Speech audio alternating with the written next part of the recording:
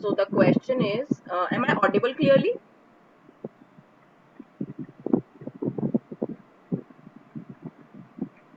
Okay. So let's proceed with the question.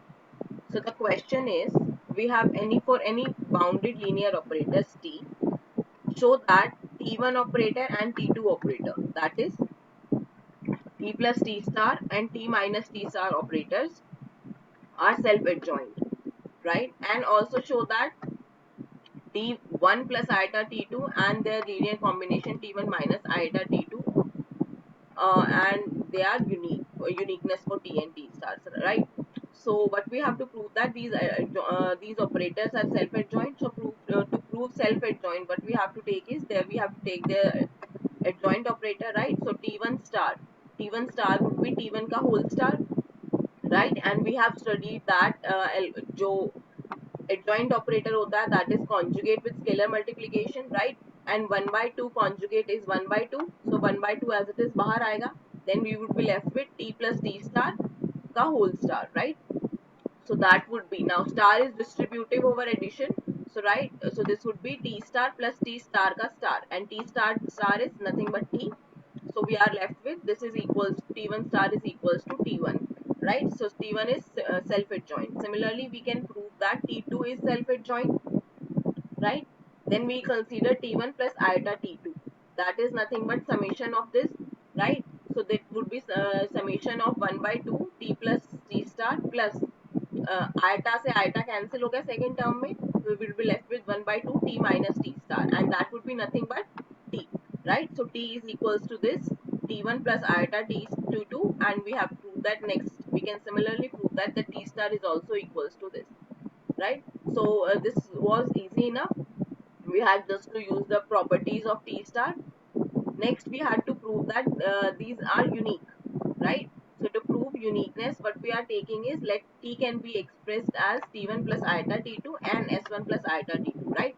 So same, we have two expressions that can be represented by T.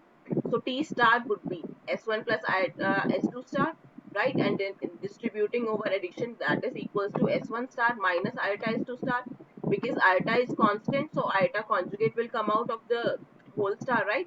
So therefore this is equals to S1 minus S2. Then next we are considering T plus T star, that would be equals to 2S1, that implies S1 is equals to T1, right?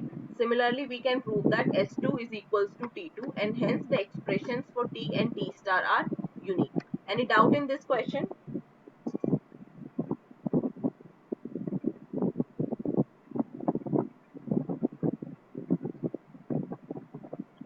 Chalo, then let's proceed to next question. Okay. So the next question is, let the operator T from C2 to C2 be defined by T of x is equals to this zeta 1 plus iota zeta 2 and zeta 1 minus iota zeta 2, right? Where zeta 1 zeta 2 kya hai? X tuple, where x is equals to zeta 1 zeta 2 is in C2. So we have to find adjoint operator of this, right? We have to find T star, and we have to show that this holds, that T star T is equals to T star is equals to 2 iota, 2 identity operator, right? And find T1 and T2 as defined in the problem above.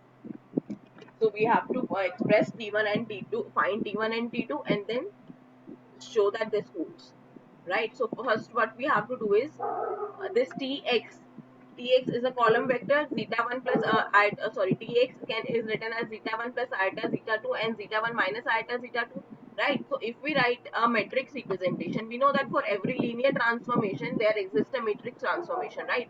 And in last class we had defined that if there is any vector in Cn, right, and there for a linear operator we can have a matrix, right? So that matrix is this, corresponding to this zeta 1 का first coefficient, then zeta 1 1 1, so 1 1 यहाँ आ गया, and then second element was iota and minus iota, right? So this Tx is nothing but this A. So this Tx जो T operator था, that is Tx goes to Ax, right? Using the operation this Tx goes to Ax, we have this metric representation A is equals to this, because 1 and iota is the basis of C, right? the same result that we had done yesterday. Using that result, we have this, that if a basis for Cn is given and a linear operator on Cn is represented by a certain matrix, then its Hilbert adjoint operator is represented by the complex conjugate transpose of that matrix, right? So if we find a complex conjugate transpose of a matrix, then that would represent the matrix corresponding to adjoint operator, right? So B is the matrix representing T star, then B can be written as A transpose, A conjugate transpose, right? So we are finding A conjugate transpose. Now A is given, we can find A conjugate and then we can transpose it. So we have B, right? So then B can be defined as, so B operator can be defined as T star of X goes to B of X, right? So that means ma'am this B operator is nothing but, huh? Ma'am ma'am पीछे से eco आ रहा है, sound आ रही है आपकी voice में।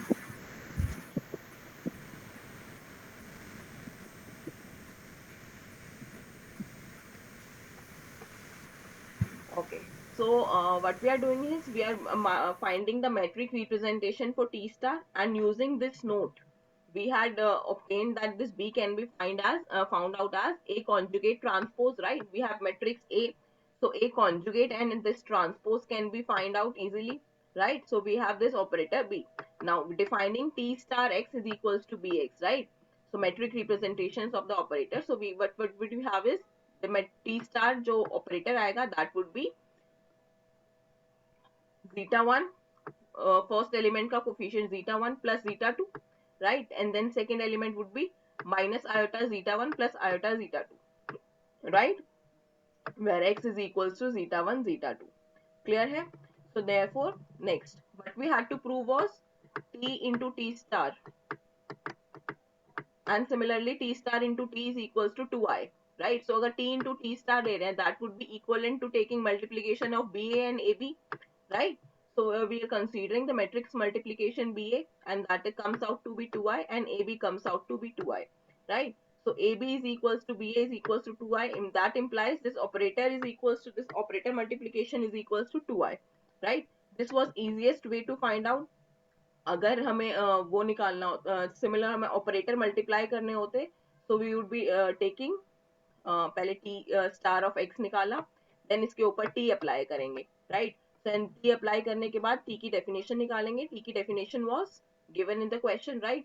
सो using these two definitions functions को हम जब कंपोज करते हैं तो उससे भी निकाल सकते हैं, right? This we can prove this that by this also. But the short technique was AB is equals to BA we can prove, and A and B were metrics corresponding to T and T star. So this would hold. Now next what we had to prove, what we had to find out was metric representations T1 and T2, right? As expressed in the above problem. So above problem mein T1 was half of T plus T star, right? So Tx plus T star x, will just substitute the values of Tx and T star x and then add the corresponding elements, first element with first element, second element with second element, we would have T1 and T2, right? So any problem in this question?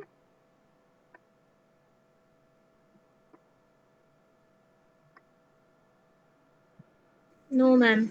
Chalo. And I'm audible clearly now? Yes, ma'am. So we are doing a last theorem, I guess, for this section. So the theorem is for unitary operators. What the theorem says is we are given two operators u and v that are unitary. Okay, and operators are from H to H and H is an Hilbert space. Then we have to prove that first U is isometric, right? Isometric, that means norm of ux is equals to norm of x. Second, we have to prove that norm of u is equals to 1 provided h जो है non zero space है, because h अगर zero space आ जाएगा तो operator use पे zero space आ जाएगा, so norm would be zero, right? Next, we have to prove that the u inverse is unitary, u into uv is unitary and u is normal, right? So u is normal तो हम already prove कर चुके हैं कि एक operator अगर unitary होता है तो वो normal भी होगा, right? Last class में हमने देखा था कि self adjoint or unitary implies normal, right? So next we have to prove that first is u is isometric. So isometric proof करने के लिए we have to prove that norm of ux is equals to norm of x. So we'll consider norm of ux square. That is inner product ux comma ux, and by the definition of adjoint it can be written as inner product x comma u star u into x, right? इसके ऊपर u star apply हो जाएगा whole term के ऊपर, right? So therefore that would be u star into ux. Now u जो है unitary operator है, that would imply u star into u would be equals to identity, right? And hence therefore it would be equals to x comma x, and that is nothing but norm of x square, and hence we have that norm of ux is equals to norm of x, right? And u preserves the length, that means u is isometric. Clear?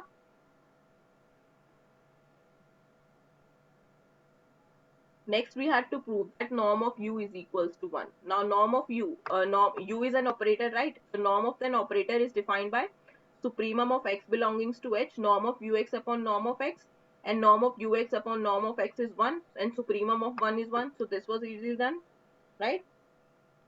So the third case we had to prove was that u inverse is unitary, right? For that, now since u is bijective, right? Because u unitary था, and unitary operator की definition क्या होती है? U is unitary implies u is bijective, and u star u is equals to identity, right? So that u is bijective, therefore u inverse would be bijective if it exists, right? We are assuming that it exists, right? So therefore u inverse का star would be equals to nothing but u star u, because u unitary है, that would imply u normal भी है, right? So u inverse would be equals to u star, right? So therefore u star star is equals to nothing but u, and that can be written as u inverse inverse, right? So therefore what we have, that is u inverse ka star is equals to u inverse ka inverse. That means u inverse is unitary, right?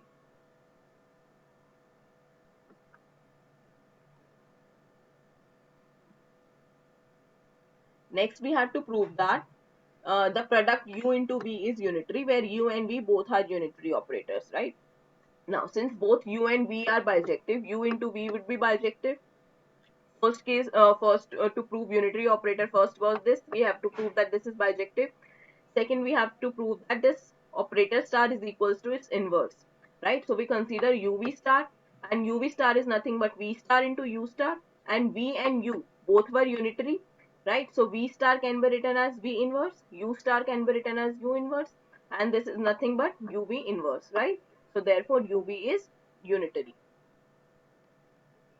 Next, we had already proved that if u is unitary, then u is normal. Any doubt in this theorem, lemma?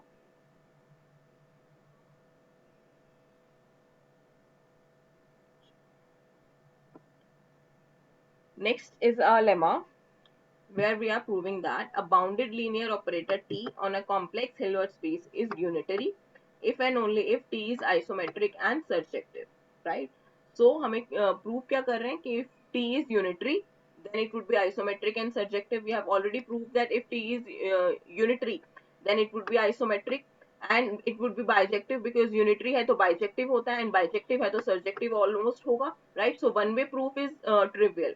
We have to prove conversely that if T is isometric and surjective, then it would be unitary, right? So the first way proof is already clear, that if T is unitary, it would be isometric and surjective.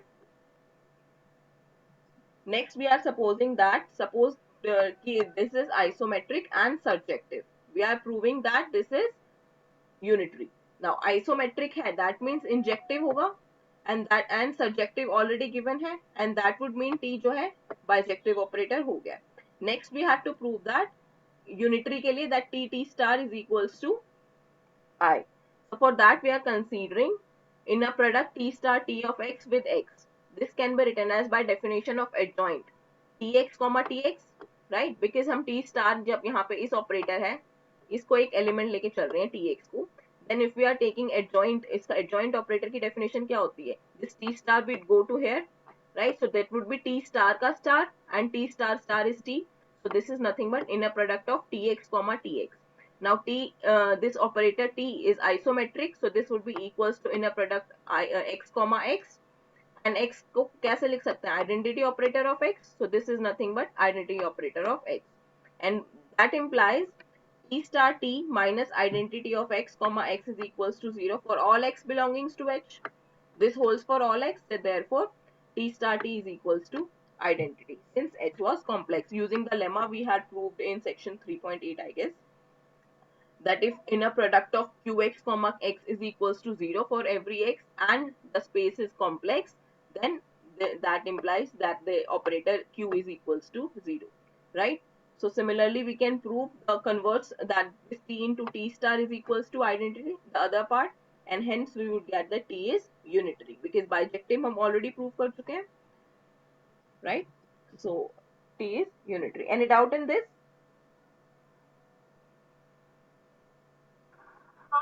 Ma'am forward part में surjectivity कैसे आ रही है? Subjectivity is in the hypothesis. We were proving कि if ma'am forward part में T unitary. if T is unitary, then unitary operator की definition क्या होती है? For any operator to be unitary, it needs to be bijective and satisfying that equality. T star T is equals to I, right? So T operator की जब हम definition Yes. लिखते हैं, then only we define unitary operator की, then it should be bijective operator, and bijective है तो surjective already होगा, right? Okay ma'am. Next, we are proving that if we have a unitary operator, right? So we prove that it needs to be isometric, right? The converse is not true. For that, we'll consider an example that states that an isometric operator need not be unitary, right? So for that, we take the right shift operator TR from L2 to L2, right? We have the right shift operator as if zeta 1, zeta 2, this is a sequence in L2, then right shift operator, what we'll do is shift every element to one position to the right. So first position पे 0 and then next sequence as it is zeta 1, zeta 2, right? Then norm of TRX would be equals to norm of X. How? If we are considering norm of TRX square, then that would be inner product of TRX with TRX, right? So TRX is nothing but 0 comma zeta 1 zeta 2, right? And then 0 comma zeta 1 zeta 2 के साथ inner product. So first पे तो 0 आ जाएगा, right? So 0 into 0 plus zeta 1 square plus zeta 2 square plus so on, and that is nothing but norm of x square. मतलब right shift करने से zero operator zero जो है extra लाने से इसके ऊपर कोई फर्क नहीं पड़ा, right? So norm of TRX is equals to norm of x. So therefore T is isometric. TR is isometric, but it is not surjective, right? Surjective तो नहीं है ना, because एक ना एक ऐसा ऑपरेटर मिल सकता है यहाँ पे जिसके लिए यहाँ पे एक सीक्वेंस ना हो, that is easy to prove.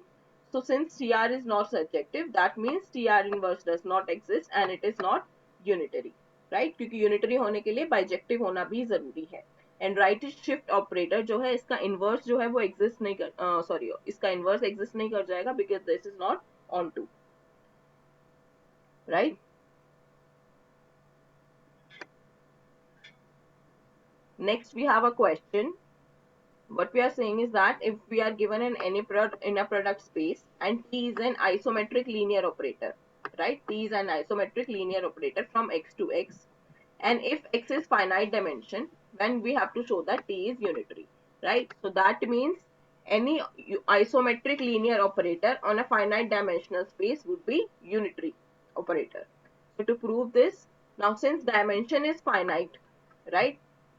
That means T would be bounded operator.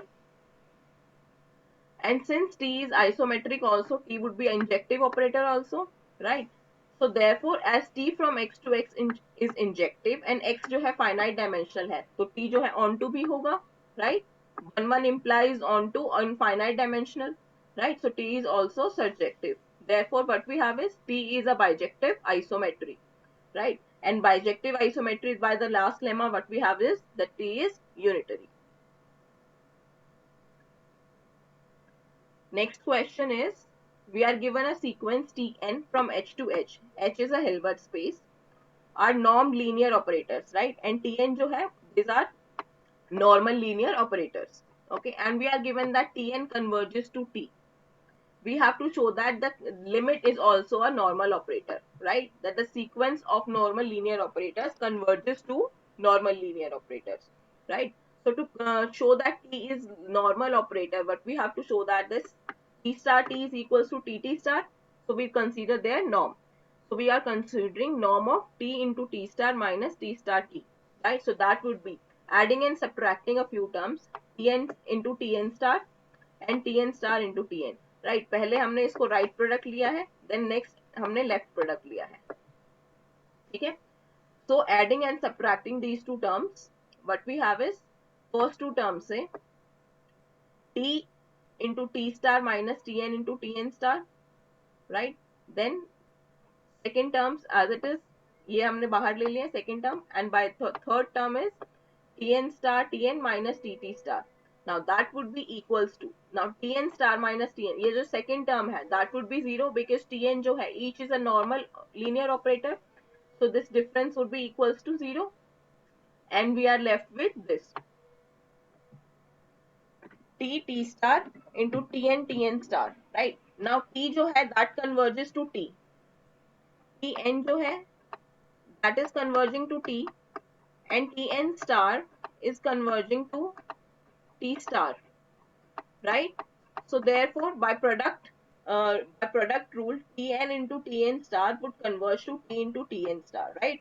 So therefore this would converge to 0, and similarly the third sum that would also converge to 0, and that is we have that is norm converges to 0. This norm is less than equals to 0, right? Less than inequality आ गई थी by triangle inequality, that this norm is less than equals to 0 as n tends to infinity, and norm cannot be less than 0, so therefore this is equal to 0, and we have that this T into T star is equals to T star T, and hence T is normal. Any doubt in this?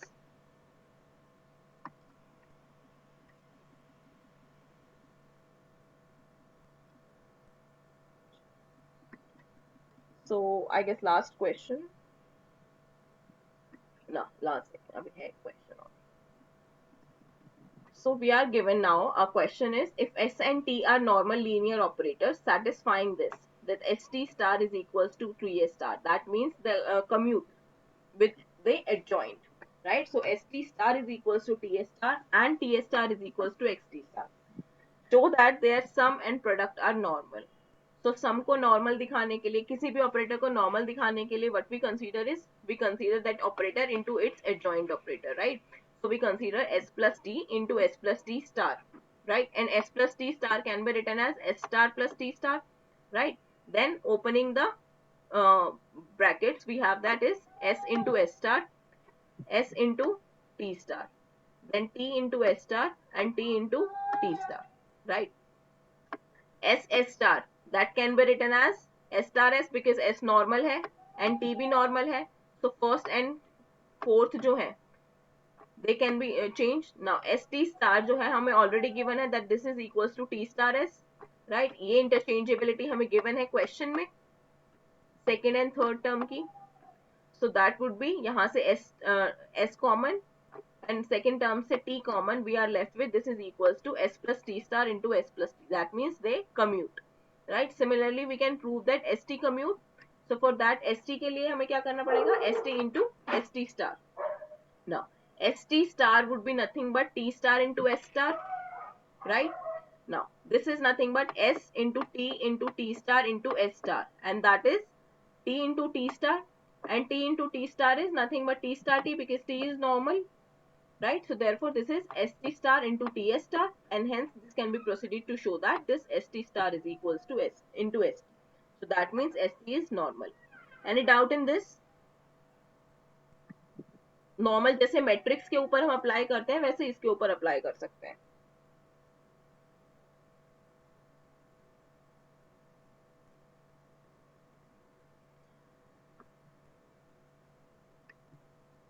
The last question for this section, this says that if show that a bounded linear operator T from H to H on a complex Hilbert space, we are given the Hilbert space is complex, is normal if and only if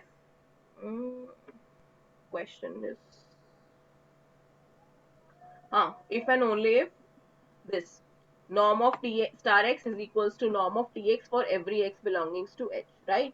And using this we have to show that norm of T square is equals to, that means square को norm के बाहर लेके आ सकते हैं operator, So now for that, what we have to prove, that is, if T is normal, then one holds, and conversely. Let us first assume that we have this equation holds. That is, for every x belonging to H, we have this norm is equal, right? So if the norm is equal, then the square would be equal. So that means norm square is nothing but inner product. So we have is norm inner product of T star x comma T star x is equals to inner product Tx comma Tx, right? Now इसके ऊपर अगर हम adjoint की definition लगाएंगे, तो यहाँ पे T star है, right? So इसको first element पे लेके आ सकते हैं using the definition, that would be nothing but T of T star x, right? And similarly यहाँ पे जो है, इस T operator को इधर लेके आएंगे, तो that would be T star, right? Adjoint operator की definition से, so we have that is T into T star x inner product with x is equals to this inner product with x, right?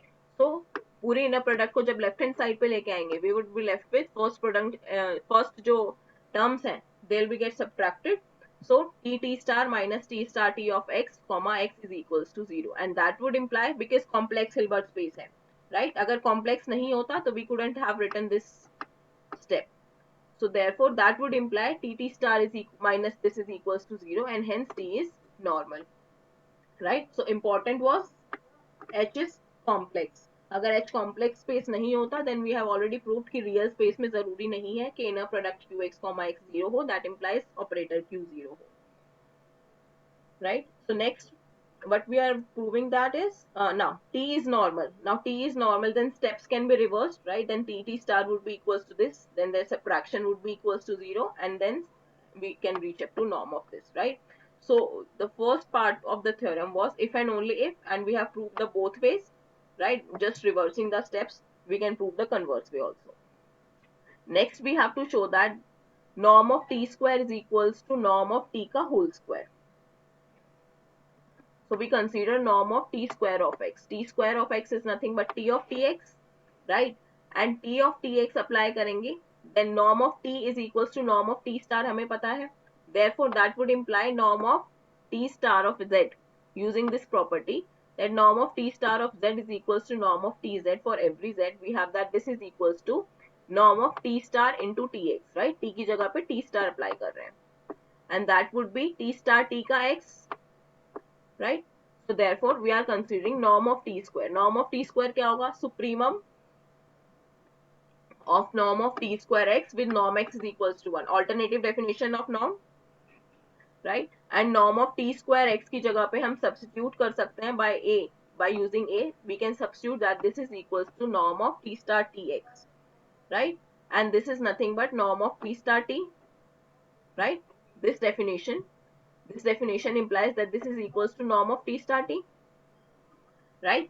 And norm of T star T is equals to norm of T ka square, because norm of this, using this definition, Hilbert adjoint theorem mein we had done that. So therefore this is equals to norm of T ka whole square, and therefore we have proved this equality holds, right? Any doubt in this?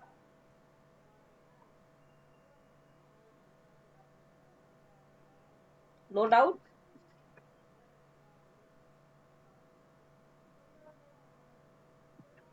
So with this, chapter 3 is complete. We'll be now proceeding on to chapter 4, and chapter 4 is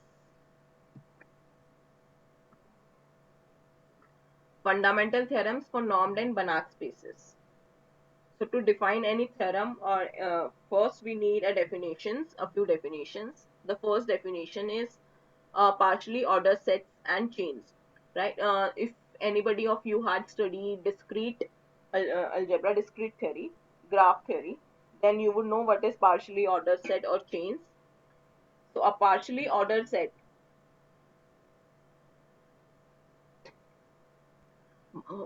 partially ordered set होता क्या है? This is a set M on which a partial ordering is defined, right? And partial ordering क्या होती है? This is a binary relation, right?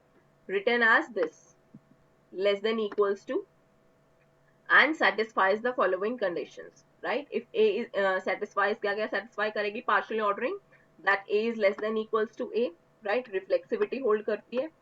And if A is less than equals to B and B is less than equals to A, then A is equals to B, right? And if A is less than equals to B, B is less than equals to C, then A is less than equals to C, then the transitivity. अब यहाँ पे ये जो less than equal to का sign है, this does not mean ये less than equal to है, right? Less than equal to ये सिर्फ एक symbol है जो कि ये denote करता है कि एक element A और एक element B, right? A and B दो elements हैं अगर, that they are joined, they are some and जो किस relation से joined है, that relation is this, right? This ordering. Now इस रिलेशन से हम पूरे सेट को ऑर्डर कर सकते हैं. अब इसको पार्शियली ऑर्डर क्यों कहते हैं? बिकॉज वो सेट जिस सेट में हम पार्शियली ऑर्डरिंग कंसीडर कर रहे हैं, दैट नीड नॉट बी कि उसका हर एक एलिमेंट इस रिलेशन से इस रिलेशन से सेटिस्फाई हो रहा हो, राइट? ऐसे एलिमेंट्स हो सकते हैं जो कोई भी रिलेशन सेटिस्फाई ना कर रहे हो और वो उस सेट में हो.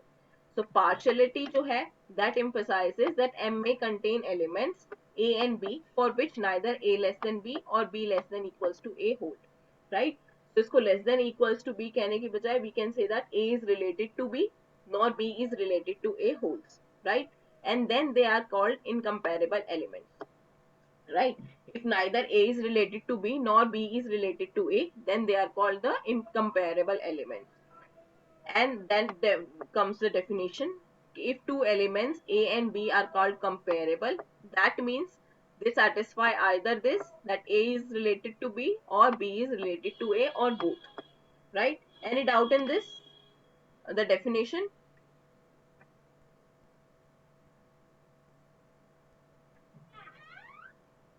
No doubt?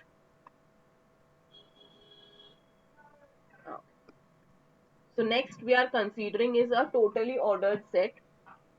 What is a totally ordered set? Or we can say this is a chain, right? A totally ordered set is called a chain. Is an partially ordered set such that every two elements are comparable, right?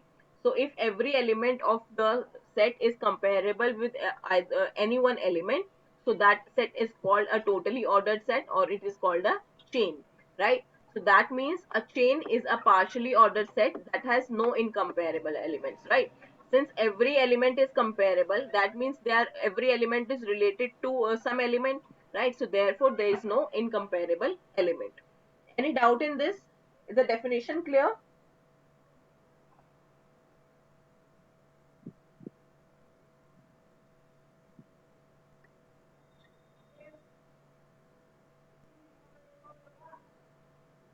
Next is we are defining an upper bound, right? So an upper bound of a subset W of a partially ordered set is an element U belonging to M, right? Upper bound हम किस चीज का देख रहे हैं? Upper bound of the subset W, and the element जो upper bound आएगा that would be belongings to M such that X is less than equals to U for every X belongings to W, right? That means set का हर एक element is less than equals to some element, and that element belongs to, don't necessarily belongs to the space W, but it can belongs to set M also, right? So depending on M and W, such upper bound may exist or may not exist, right? This is a very trivial thing. Next, we are defining a maximal element. So a maximal element is of a set. A maximum element of a set M is an element M such that M is less than equals to X implies M equals to X, right? That means if there exists an element which is less than equals to every element of the space, then that element should be equals to X, that M is equals to X. Any set may or may not have maximum elements, and a maximum element need not be an upper bound. Is this clear? Or any doubt you can ask, please.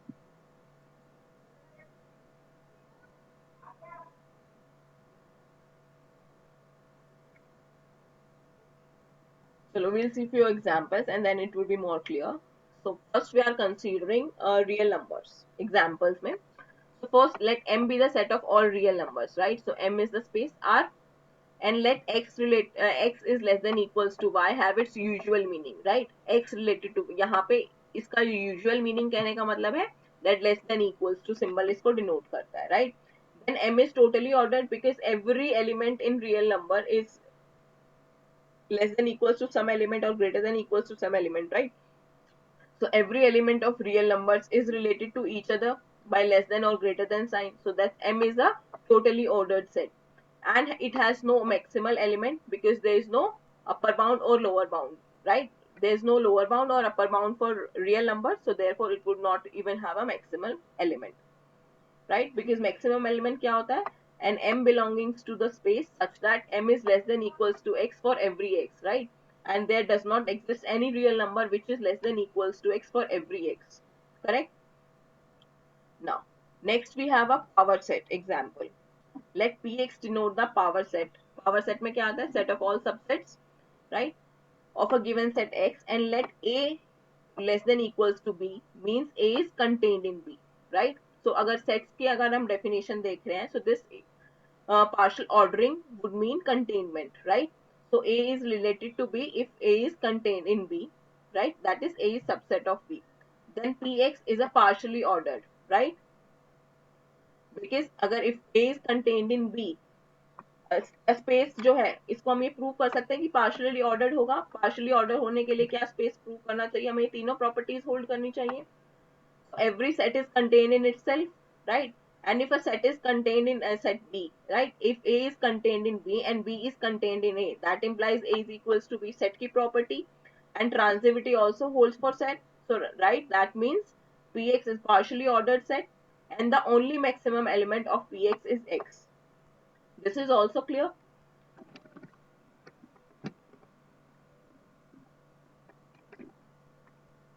Next. Similarly, we have our next example, n tuples of numbers, right? So if M is the set of all ordered n tuples, that means zeta 1, zeta 2, zeta n, and Y can be written as eta 1, eta 2, eta n of real numbers, right? And X is less than equals to Y. That means अब ordered n tuples हैं, right? So that means we can say that this zeta j is less than equals to eta j, right? X less than Y लिखने का मतलब है, now since real numbers है तो we can compare.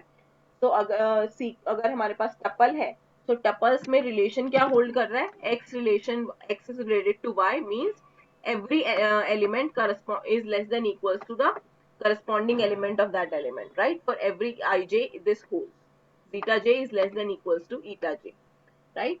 So and this यहाँ पे less than equals to real number के case में क्या usual meaning होता है, right? So this would also define a partial ordering.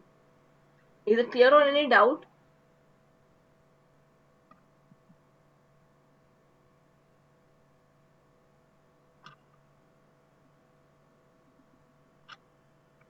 Next is positive integers. So if we are taking the set M as set of natural numbers, set of all positive integers, right? And let M less than equals to N means that M divides N, right? If we are taking positive integers, we can say that M is related to N if M divides N. Then this would also define an ordering on N, right? We can already prove that. This is your assignment. If there is any doubt in this question, you can ask. Next, why we are reading this, why we are studying the partial ordering or anything, right? Why we are studying maximal elements, chains, partial order set, why we are studying this? So we are studying this because we need the Han-Banach theorem, not Zorn's lemma. We need the Han-Banach theorem, right? तो Han-Banach theorem क्या कहती है? Linear functionals के लिए एक extension theorem है कि हम लीनियर फंक्शन को कैसे एक्सटेंड कर सकते हैं, राइट? तो उसके लिए हमें पहले चाहिए Zorn's lemma, and Zorn's lemma के लिए हमें चाहिए एक पार्शियली ऑर्डर्ड सेट. तो इसीलिए हमने पार्शियली ऑर्डर्ड सेट पढ़ा है ताकि उसके हमें वो बेसिक क्लियर हो जाए कि जॉन्स लेमा में जो हम टर्मिनोलॉजीज यूज कर रहे हैं वो टर्मिनोलॉजीज कौन सी है, राइट? एंड जैसे जॉन्स लेमा हमें समझ आ जाएगा, देन वी कैन राइट कि इसकी एप्लीकेशंस कैसे हैं, किसको कैसे अप्लाई करते हैं, and then we would have the Han-Banach theorem, right? So now Zorn's lemma says that if M is a non-empty set, so if M be a non-empty partially ordered set, and suppose that every chain C has an upper bound, right? Then M has at least one maximal element. We do not have to prove this. It is just a theorem, a statement theorem, which says that अगर हमारे पास एक partially ordered set है, उसके अंदर की हम कोई भी चेन लेंगे, right, that would have an upper bound, suppose कर रहे हैं हम, ठीक है, देन एक मैक्सिमम एलिमेंट m के पास एटलीस्ट एक मिल जाएगा, right? So how do we use this theorem, right? So to use this theorem, first we are considering is Hamel basis. So every vector space X which is non-zero has a Hamel basis. अब Hamel basis क्या होता है?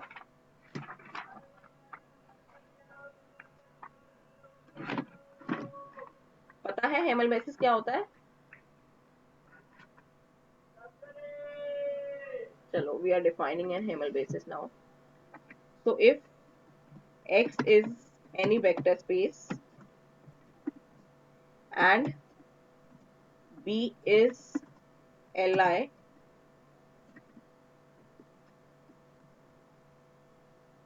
B is a subset of X, right? B is in Li subset of X such that span of B is equals to X, then B is called the Hamel basis या normal basis, ठीक है.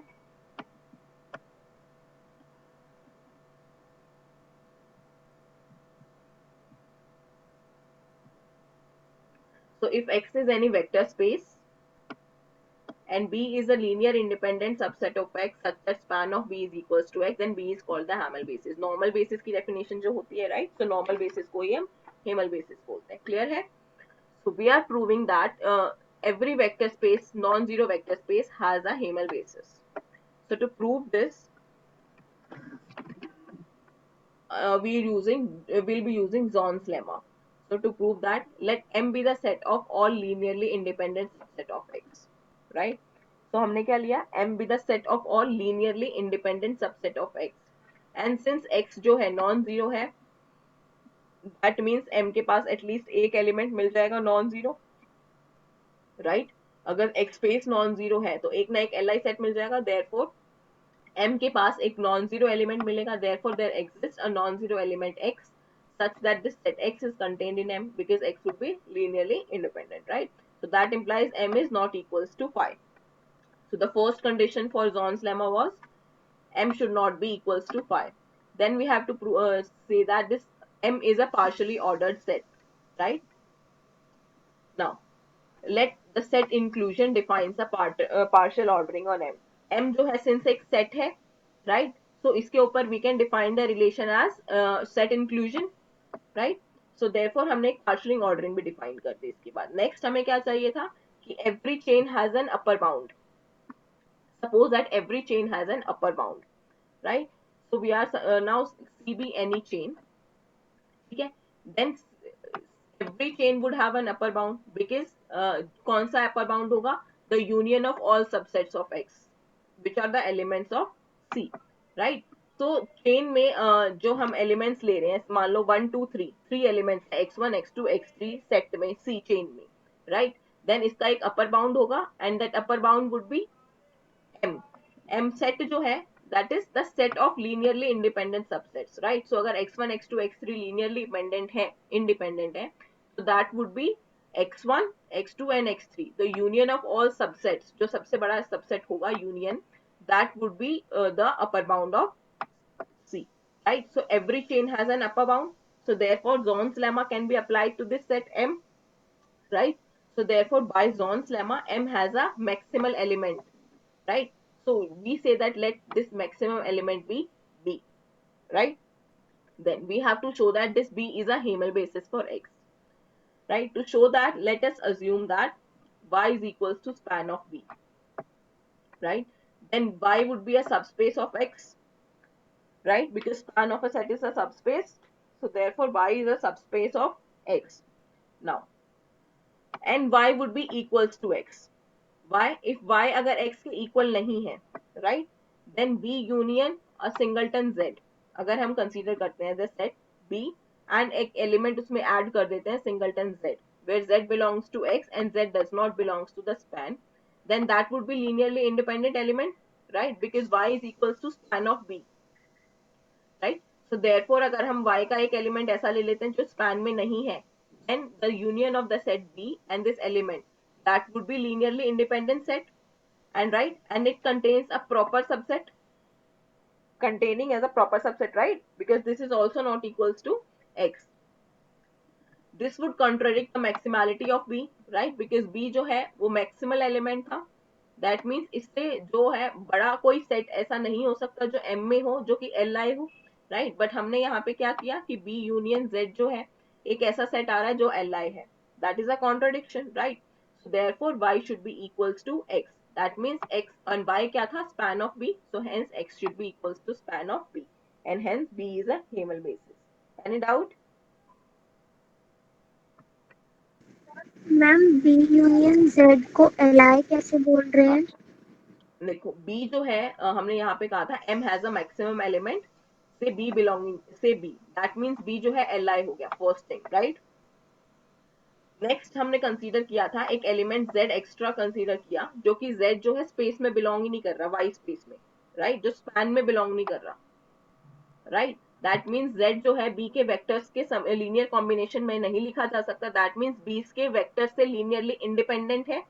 So therefore अगर B में add कर देंगे ये element Z, B union this singleton Z, that would be a linearly independent set, right? Okay ma'am. So B is an Hamel basis. Clear है कि हमने इसको यूज कैसे किया है जॉन्स लेमा को?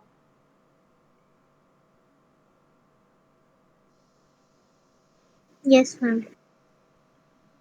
Next is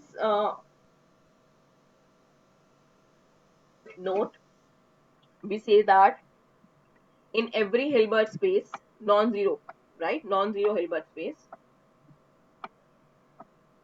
there exists a total orthonormal set.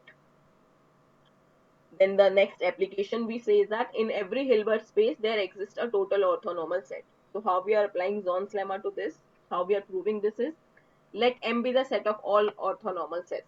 Okay, or let M be the set of all orthonormal subsets of H. Now since H non-zero है, M जो है non-empty हो जाएगा, because अगर H non-zero है एक non-zero element मिल जाएगा X, right, and जैसे ही एक non-zero element मिला तो हम एक सबसेट कंसीडर कर सकते हैं Y, which जिसमें Y element is X upon norm of X, right. So therefore that would be orthonormal set, and hence M is not equals to phi, right. So next what we have to say that is M has partial ordering. So we define the M जो है set of all orthonormal subsets है, right. So set inclusion जो है partially ordering define कर देगा. Next what we had to consider was, suppose that every chain has an upper bound. तो हमें एक chain लेनी है and we had to see that every chain has an upper bound. तो उसके लिए now every chain जो है उसके पास upper bound होगा similar, because union of all subsets जो है वो उसका upper bound हो जाएगा हर एक chain का. chain में elements अगर x1 x2 and x3 हैं, right, so x1 is related to x2 and x2 is related to x3, then इनका union of all subsets जब हम consider करेंगे, so that would be the upper bound of the chain, right. So by Zorn's lemma M would have a maximum element, so we denote it by F, right. So what we have to prove that is M is total, and total के लिए proof क्या करना होता है हमें, total के लिए क्या proof करना होता है,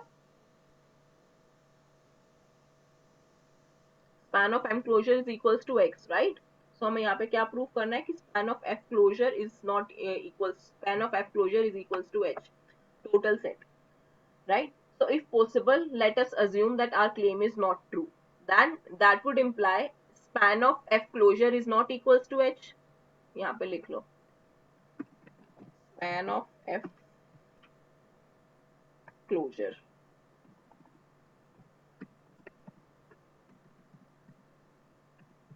is equals to H. Total की डेफिनेशन है ये, राइट. तो अगर टोटल नहीं है, दैट वुड इम्प्लाई क्लोजर इसके इक्वल नहीं है, दैट मीन्स एक नॉन जीरो एलिमेंट मिल जाएगा Z इन H such that Z would be orthogonal to F, right. अगर F में स्पैन ऑफ F में नहीं है, and H can be written as a set Y plus direct sum with इसका perp space, right. And एक अगर element Y space में नहीं है, उसके स्पैन स्पेस में नहीं है, राइट, उसके क्लोजर में भी नहीं है, that then implies that space जो है वो उसका नल स्पेस में होगा। हम ये ऑलरेडी प्रूव कर चुके हैं, ये इसके ऑर्थोगोनल स्पेस में होगा, ऑर्थोगोनल कॉम्प्लीमेंट में, right? So therefore there would exist a non-zero element z belonging to H such that z is orthogonal to F. Now we take element set F1 which is F union this set E. E क्या है? Z upon norm of Z, क्योंकि हमें orthonormal set चाहिए था, right? So therefore हमने F1 set consider किया है F and E, union E. F जो है ऑलरेडी ऑर्थोनॉर्मल है, right? So therefore E set जो है, E सेट भी ऑर्थोनॉर्मल सेट है, एंड एफ जो है is a proper subset of F1, लेकिन ये जो है कॉन्ट्राडिक्शन आ जाएगा बिकॉज एफ जो क्या था, मैक्सिमम एलिमेंट था, maximal element, right? So therefore this is a contradiction, so therefore F is total in H, because हमें क्या मिल गया, एक एफ से बड़ा एक स्पेस मिल गया such that this F1 is total, right? Which would be a contradiction to F because F was the maximal element and hence we have that F should be total in H. Clear है ये?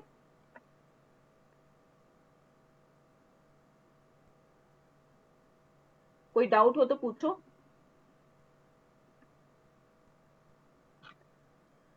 So we'll be doing Hahn-Banach theorem in next week, right? So if any doubt in this, you can ask on Monday in Tute. Or if any doubt you have now, you can ask now. Ma'am जो हम यहाँ पर element ले रहे हाँ, हैं वो unique नहीं होगा? यूनिक नहीं होगा, दैट मीन्स नहीं, एक स्पेस. मैम वो यूनिक होगा? हाँ, यूनिक होगा तभी तो कॉन्ट्रडिक्शन आएगी ना. मैक्सिमल एलिमेंट मतलब एक एलिमेंट मिल जाएगा जो सबसे बड़ा टाइप्स हो, राइट? मैम बट हम यहाँ पर जोन्स लेमा में लिख रहे हैं कि M has at least one maximal element. हाँ, तो दो भी हो सकता है, this depends on the chain. अगर चेन की डेफिनेशन या हमने जो पार्शियली ऑर्डरिंग सेट किया है उसकी पार्शियल ऑर्डरिंग की डेफिनेशन अगर हम चेंज कर देते हैं तो एलिमेंट अलग हो सकता है. That completely depends on the space. यहाँ पे हमने जितना भी किया है उसमें एक ही एग्जिस्ट कर रहा है, राइट? दैट इज बिकॉज हम यहाँ पे एक वो लेके चल रहे हैं, इंक्लूजन जो है, पार्शियल ऑर्डरिंग जो है हमने एक डिफाइन किया सेट इंक्लूजन. अगर हम कोई और पार्शियल ऑर्डरिंग डिफाइन करते हैं जो कि ज़ॉन्स लेमा की सारी इनको सेटिस्फाई करे, राइट? कि नॉन एम्प्टी भी हो, पार्शियल ऑर्डरिंग भी हो एंड चेन के पास एक मैक्सिमल चेन के पास अपर बाउंड भी हो, देन हमें उस पार्शियल ऑर्डरिंग के करस्पॉन्डिंग एक मैक्सिमल एलिमेंट मिल जाएगा. एक पार्शियल ऑर्डरिंग के करस्पॉन्डिंग एक ही मिलेगा लेकिन दूसरी पार्शियल ऑर्डरिंग के करस्पॉन्डिंग दूसरा मिल सकता है. एक सेट के ऊपर एक ही रिलेशन तो डिफाइन नहीं कर सकते ना, बहुत सारे रिलेशन डिफाइन. Yes ma'am. और कोई डाउट?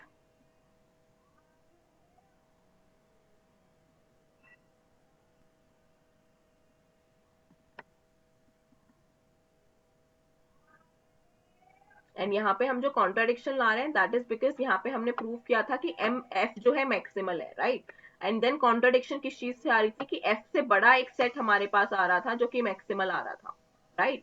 लेकिन एफ जो है मैक्सिमल था, दैट मीन्स उससे बड़ा कोई सेट जो है वो मैक्सिमल नहीं हो